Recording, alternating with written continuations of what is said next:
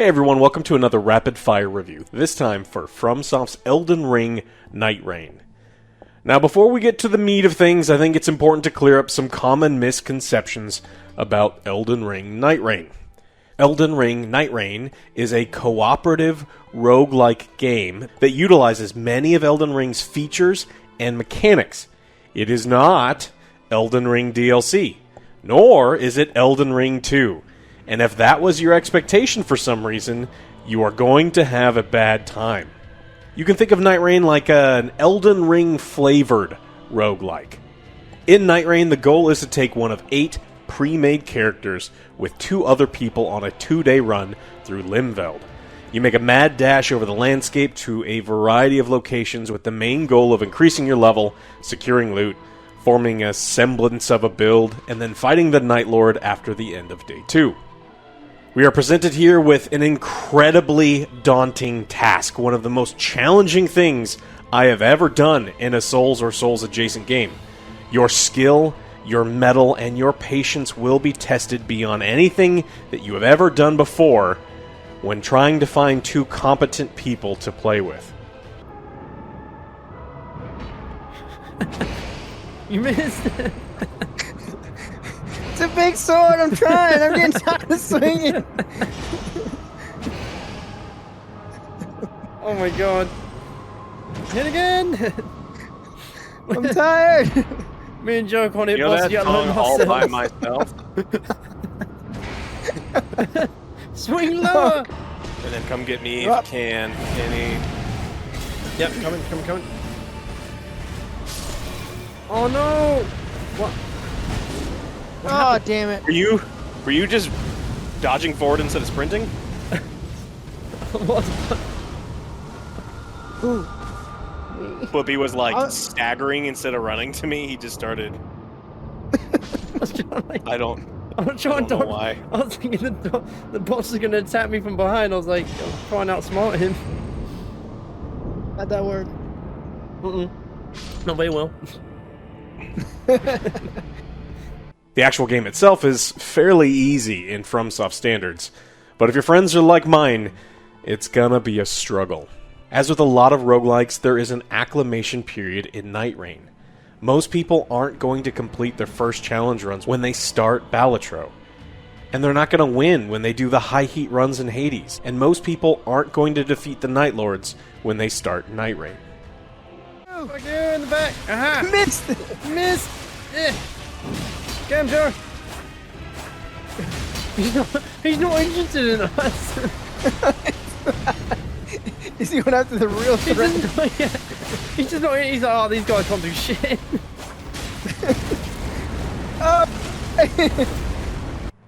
Elden Ring experience can certainly speed up the learning process, knowing which weapons and spells are good, which area bosses aren't worth fighting, but I think even newer players can pick it up in a reasonable amount of time.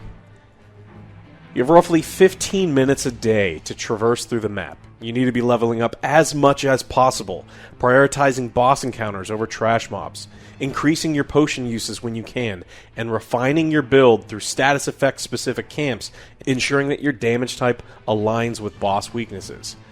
This all needs to be done with just an in-game ping system, and it's not ideal, especially when you have to play with randoms through matchmaking, but it can be done. I was able to do every boss in the game with random matchmaking and just pings. Once you defeat the first Night Lord, the 7th and 8th characters become available. One you simply unlock through dialogue, and the other you just have to beat up a child. Bro, what? I had the Night. Oh my god. This bitch. Cause I hit the fucking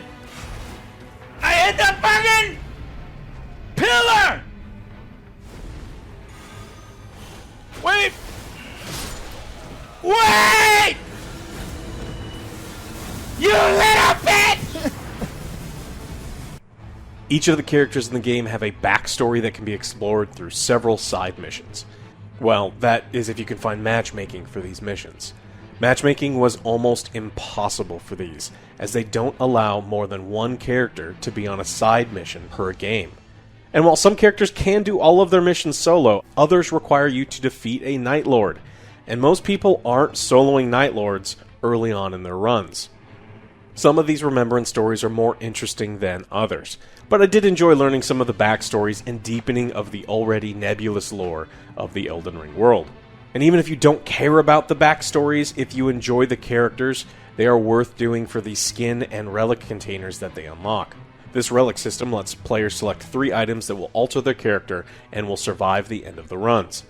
It's a nice system in theory, but most of these relics are god-awful, and sorting through all of them is a pain in the ass. Still, pay attention here, even early drops can have incredible RNG. Starting with the damage type of the boss's weakness is powerful. Class-specific abilities can be game-changing, and if you get one that gives you a stone sword key to start, you should end every run at max level, or at least close to it. I highly recommend spending some time in the training area learning the character's special moves and ultimates. And in case you didn't know Life Elden Ring for 30 plus runs like I did, all of the weapons and spells are available to play with here. Alright, so we're gonna skip this to green. Did you do that? I thought that was like a... I was trying to like... I'm behind you. You killed me. In Nightreign, FromSoft does a really poor job with teaching all the ins and the outs of the game. Some of the info is in the codex if players go digging for it, but most people clearly aren't. And other important bits people are having to discover on their own, and are having to share on Reddit and YouTube. When a game comes out and I see several dozen top 20 things Elden Ring Nightreign doesn't teach you, videos and articles, it's not a good thing. Once in the game, the mad dash around the map is reasonably fluid. Fall damage has been taken away entirely. There are spring jump sites to launch you all up and down the massive changes in elevations. We've got the most awkward wall jumping in modern gaming, and then there are the ghost birds that can carry you long distances.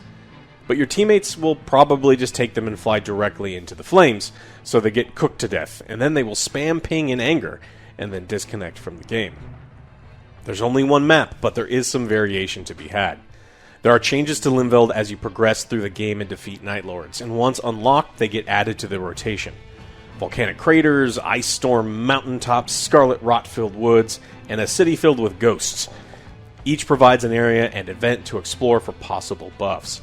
There are also 11 special events that can randomly occur. Some are boss encounters, ambushes, or just mysteries to figure out that come with loot. He's not that bad. Just stay alive. I'm dead. I got stuck. I got lost in the caves. Oh no. No, stupid cave. But check these out because they can drastically increase your power level. Combat here is just straight up Elden Ring combat, which I'm personally quite fond of. It's not perfect, but it gets the job done. And some character abilities really help elevate it. The Executor parry is a wonderful addition to those looking to raise the skill ceiling. It's got generous timing, and even simply swapping to the cursed sword counts as a parry. The Iron Eyes dodge is absurd, especially with cooldown reduction, and it makes the class the easiest by far to play solo.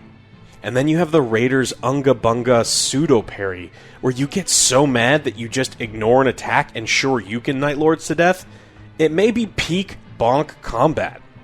The dude can even summon a tombstone to increase damage, or in a pinch, you can raise up a downed teammate so you can safely res them. Well, as long as they stay up there and don't just crawl off the edge and then cause everyone to die again. There's a lot of variety here, and there's a lot to learn, but if you're comfortable with one ranged option and one melee option, I think you'll be set. We already knew the Elden Ring aspects of the game were going to be solid, but this is a roguelike, and for a roguelike game, I was hoping for just a little bit more than what I got. A little bit more power scaling with really good RNG on a run. You can get strong, sure, but even with the best relics, best weapons, and max level, you aren't near the levels that you can get in other roguelike games. You know, when you get those perfect rolls and you go on a godlike run? That's not here. And missing that level of variance, for me, takes away some of the desire to do more runs.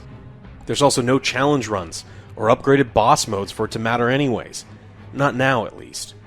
It's a $40 game, fortunately with no microtransactions. All the skins in the game are unlocked by gameplay, but it still feels pretty close to that line on whether or not it feels worth it or not.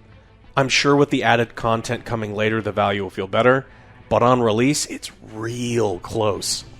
Ultimately, I think I got my money's worth, but a lot of my hours in the game came from teaching people how to play and doing the side missions. If you don't have people to help or you don't care about the backstories of these characters, you'll finish playing a lot sooner than I did.